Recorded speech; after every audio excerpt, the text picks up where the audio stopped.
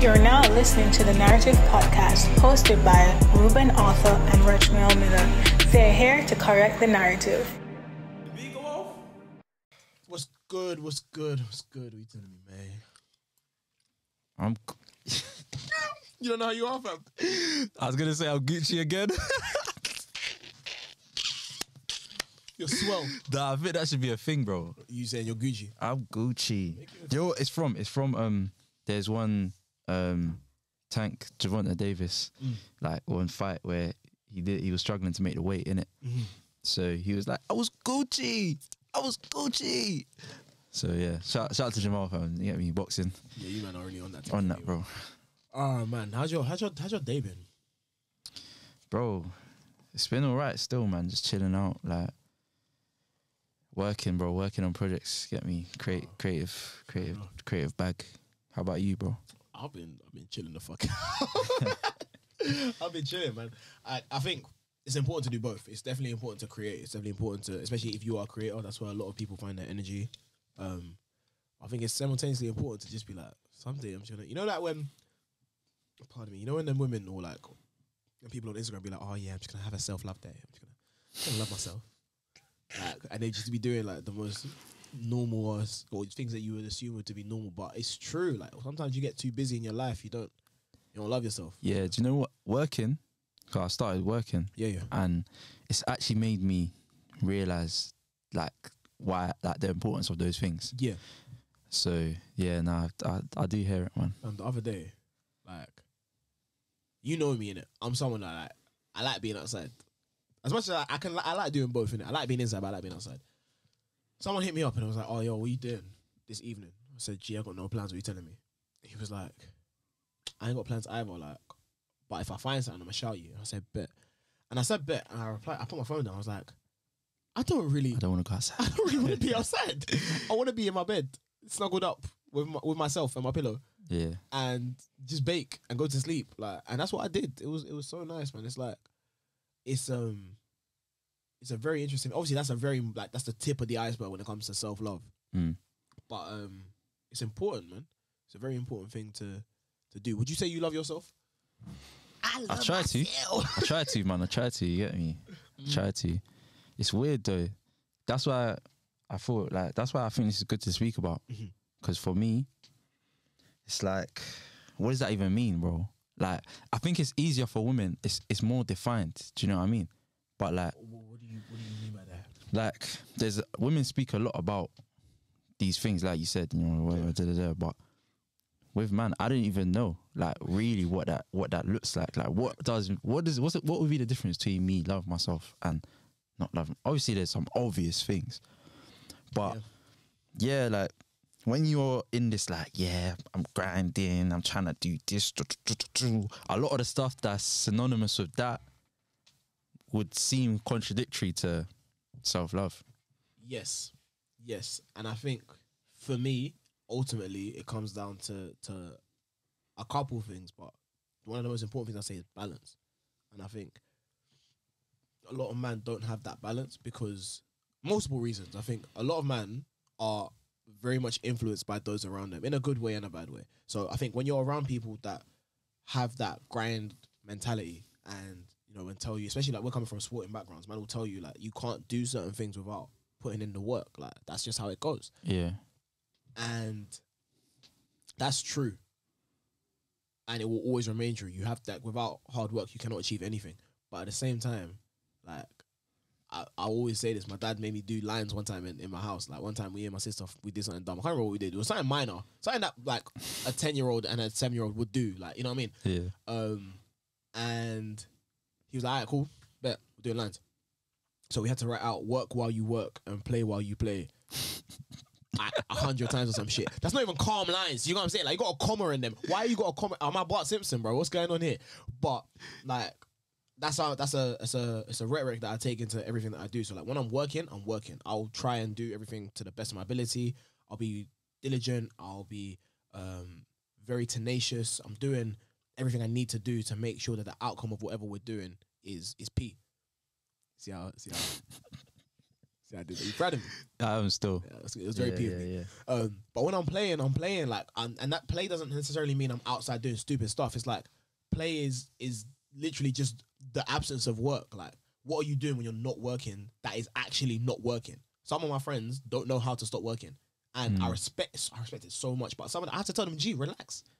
Like, why are you still doing it? Like, we can have fun. We can.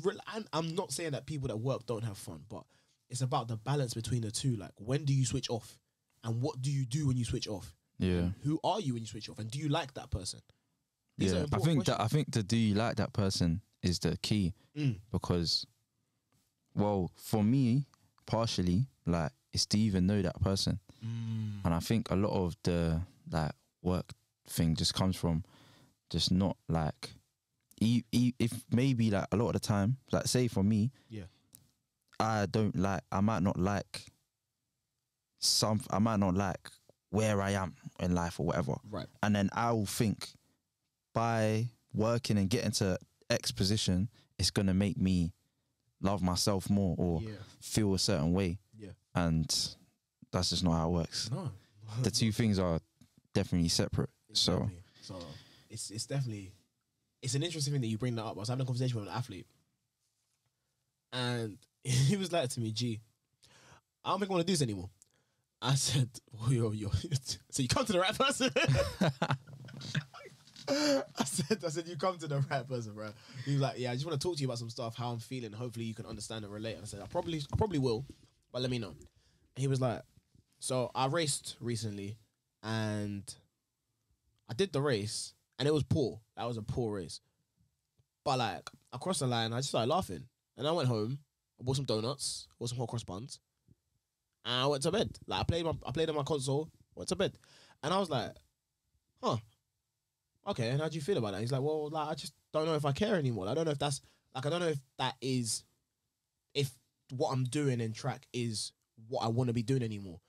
And he was saying, like, when he was a bit younger, his happiness and his identity was tied to track in the sense that, like you were saying, like, if you're not completely content in who you are, you throw yourself into your work and you hope that by achieving a certain amount of success in your work, you will, as a result, like who you are.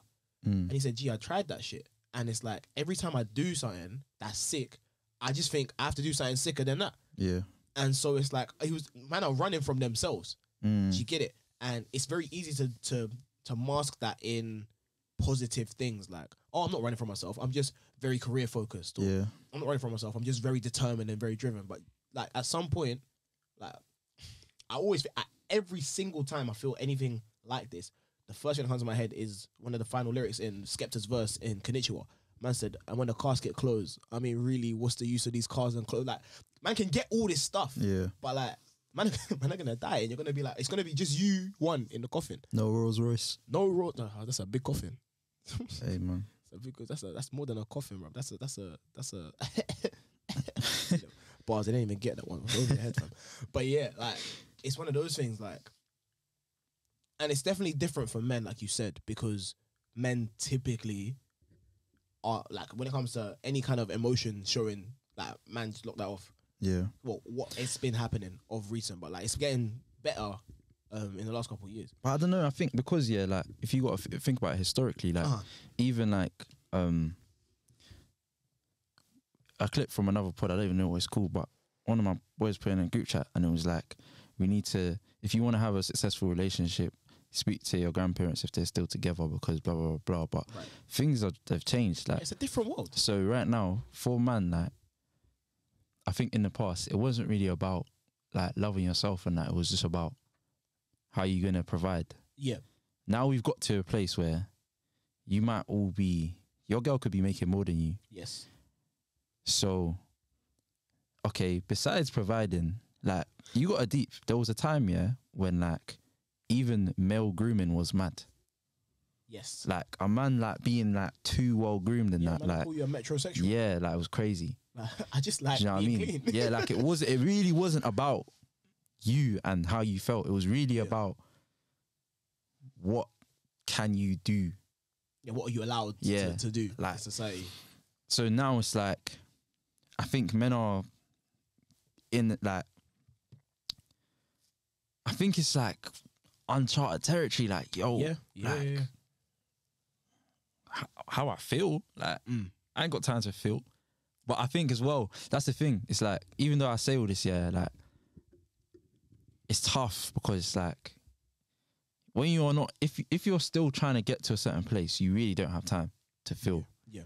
So the difficult, like especially in as an athlete or like somebody that's pursuing something, like all your resources, energy, like mental bandwidth, Yeah.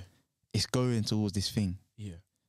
and it's a mess, bro. See, I hear you and I understand because, like I said, we've both been in that. We've both attacked life in that way, and we've seen the results of it. Like we've worked really hard to get to the things that we've done. We've done amazing things in our sport and in our lives. But where I disagree, or where like I feel like we need to make an addendum, is man say, "Oh, I don't have time." Gee, you better make time, because if you don't make time now, there will be a time in the future and it will come for you and you won't be ready for it, but you're gonna have to deal with it. It's Like, only going to get worse, it's innit? only gonna get worse.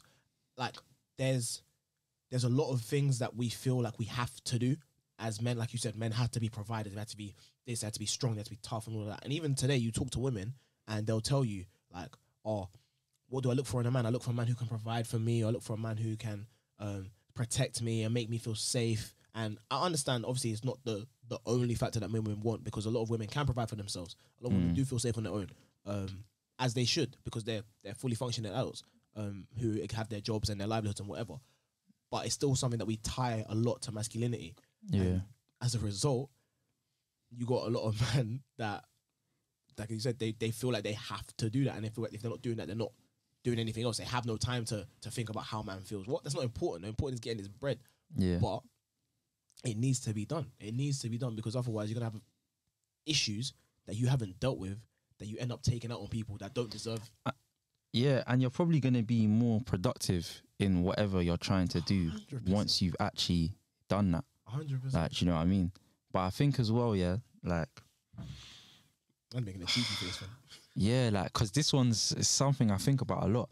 Like, especially me, myself, innit? Like, I feel like it's there's a category, like, of man in it. Obviously, there's different, like, What's that category? There's- like Pornhub. this guy. This guy, man. You know what's funny? I know you wanted to say. I was trying to think of a way to say what I'm saying without like saying mad words, innit? But now you said that, I might as well just say what I want to say. Like, I consider myself like a in-betweener, innit? Okay. Like, I'm not a street nigga, but I'm not a pussy. Yes. And I think that with the, like, now, especially like the young generation, like, it's like everyone's a street nigga. Okay. Like, it's wild out there. But me and a lot of people, because obviously, like, being whatever way you are, you're going to associate and be with similar people. Yeah. So it's like, I know street niggas, but I'm not a street nigga. Like, I know pussy hoes, but I'm not pussy. I'm not a pussy hoe.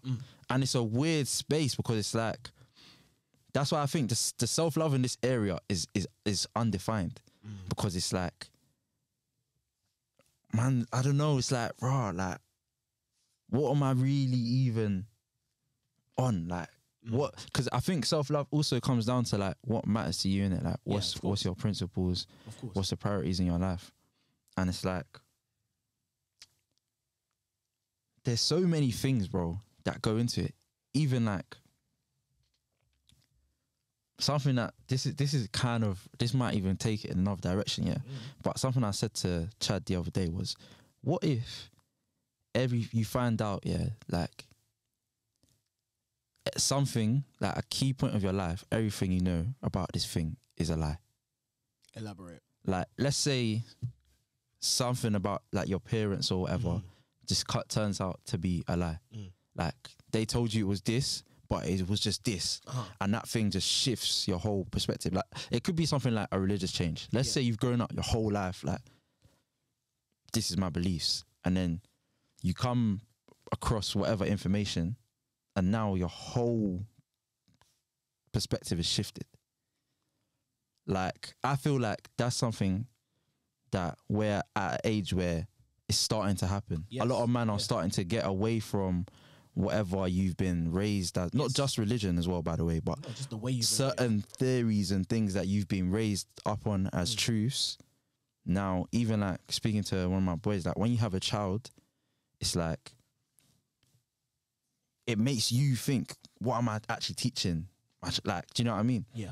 And now, because there's so much information, generations before, I don't think people really got away from whatever the beliefs that they was raised with too much. No. Because now there's so much information, you can practically find out anything. You can do whatever you want. Yeah. And I think that's, it's better, but it's made it more difficult. Yes. Because there's so much choice. Like, do you know what I mean? Yeah. I completely understand and I completely agree with you. I think as these things happen more and more frequently, as the older we get, like you said, it's definitely a worrying thing because there's a lot out there. And it's similar to what you were saying the other day about the Instagram coaching on track. There's a lot of information and not all of it is equal. Some is valid and some is not valid. And you have to, that's where it's really important that people also develop the discernment, because as you one adult, you now need to work out what's important to me. What do I value and what do I want to take from the world around me? Because there's everything else, there's everything there that you can take and everything can be taken, but everything needs to be taken. Do you get it? Yeah. Like, so like you said it's earlier about like what's important to you, what's the values, what do you want from this? Because if you have been raised a certain way and you now encounter information that is conflicting to the way you've been raised, you have a choice to make. You either say, okay, well, I've been raised this way, so that's what I'm going to take or forever. Or you say, this doesn't seem right. Let me do my research and find out what I really want to believe. What's the conclusion that I draw from this? Like, and that's something that we should do all the time. Like, obviously, it's something that people do in university when they have to go and write essays and shit. But you can do it in your natural born life. Like, there's no reason why, just because there is now a ballooning of information, that you shouldn't be able to take from it. Like, even when you're talking about, being a street nigga or a pussy, I think it's important to remember that life is not black and white, and there's a multitude of grays in the middle. That's what that middle. I think the middle grays, like, because even that's what I'm saying, especially like with the younger generation. It's like, raw. You might not even want to be a street nigga, but because you're still in them years, to not become a pussy, you might have to do certain things or move a certain way. And now when you get older and you get past that age, it's having to like realize, raw, I was operating this way because I was in this environment. Yes. And I couldn't get me. But now, especially that post-uni, whatever, okay, who actually am I? Do you know what I mean? So I was having a very similar conversation with my friend, and I asked them, like, yo, do you like yourself? And they were like, I put up with myself. And I said, that's fair, that's interesting. But I told them, like, look, you've lived a life. Like, everyone's lived a life and they've had mad things happen to them, innit? Like, obviously, mad is not... It's mad subjective, yeah. Subjective. So everyone's madness is different madness, but everyone's had a mad life. I said, you've had to do certain things to survive. Like, you had to be a certain way to survive the environment that you were put into. You had no choice. You had to do it. You had to go into survival mode. But you're now not in survival mode. You don't need to be in survival mode. Like, you're living in a jungle, but there's food around you. You're in a house. You get what I'm saying? Yeah, You don't have to be like that anymore. Yeah. Man are doing the Bear Grylls thing, squeezing out water from shit. You don't have to do that. There's water in the Brita. Like, and it's a scary thing to do, to have to acknowledge that the way that once served you no longer serves you, and you need to find a new way. But there's enough information out there and enough people out there who are willing to help out with everyone's journey if you just look in the right places. Like, people are having religious convergences, or they want to convert, sorry. But there's information to do so. Like, if you want to convert, there's places of worship that you can go to and the religious leaders there will help you because they are, as you know, emissaries of God. They're meant to help man out. Like I'm lost, find me. Also, yeah, from what you were saying, I was watching Jermaine Dupri was on Rory and Moore's thing, yeah, and he said something that really stuck with me, and he was like, when you get to 10, a lot of people don't want to go back down to 0. Yeah. Just to like, but to get to the next level, you can't stay at 10. It's like, whatever, you have to go back and then climb back up. And I think that kind of applies sometimes to personalities. Like, say, even being an athlete, you associate yourself with that so much.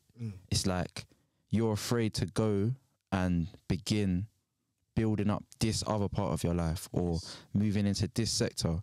But to be honest, it's like, bro, it's calm. Like, especially now, it's not that deep in it. Yeah. Like, you can't, anything, whether it's your job or just a belief or whatever, you can't be afraid to let go of certain things and start again. Like, it's okay to go back down to 0 with whatever it may be. Yeah. And just build yourself up, get the information, take the time and build yourself up. And I think because as a man, it's like, obviously pride, innit?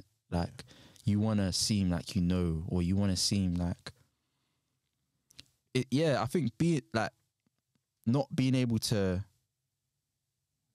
I don't know the exact term, but as a man, you want to feel like you have something. Do you know what I mean? Yeah. Like, whether it's money, knowledge, success, like you want, it's a lot of the time something to define you. And whatever it is that kind of defines you, I think sometimes we just gravitate towards that instead of actually what may truly be within you. Yeah. Do you know what I mean? 100. But it's like, it's calm. It's calm. Like, you can have more layers. Yeah. And to build that next layer, you need to start sometimes, most of the time, at 0 and build up. And then there's going to be the next layer again, and it will be the same thing. And you take the knowledge from different areas of your life where you've done whatever to get to this point, to get to the next point. Of course. And that's the most important thing that I think people need to take from this discussion is like, when it comes to the self, we are who we are, but who we are is not just one person. We're so many different facets of a human being in one body, and they're not all equal. They're not all equally developed because we, like you said, we gravitate towards one and we bias ourselves towards that and do it. But like, it's okay to, it's furthermore, it's not even just okay. It's respectable to admit, yo, I'm not where I want to be at present, but I'm working on it. Yeah. I'm working on it. And I'm working on it when I'm working on it. And when I'm not, I'm having a good time. Because so many times I think people fixate on certain things, whether they're tangible or not, just by comparison. It's like, oh, like you said, the money or the notoriety or the respect or whatever. And it's like, that's not what's important. Like, it's not the most important thing here. Like, Yeah. it's always going to be me. It's always going to be you. Like, are you good? Are you actually good? People don't check in and say, am I good? And if people did that more, they'd probably be, like you said, a lot better than they're even projecting to be. Yeah, definitely. Definitely, man. Love yourself, bruv. I love myself. I'm telling you, man. Hey, not love yourself is not P. Yeah. It's not P. That's pushing Nah, that's B. pushing B still. That's pushing B. Thank you for listening to this episode of The Narrative Podcast. Make sure you check us out on the socials at The Narrative Pod. Peace.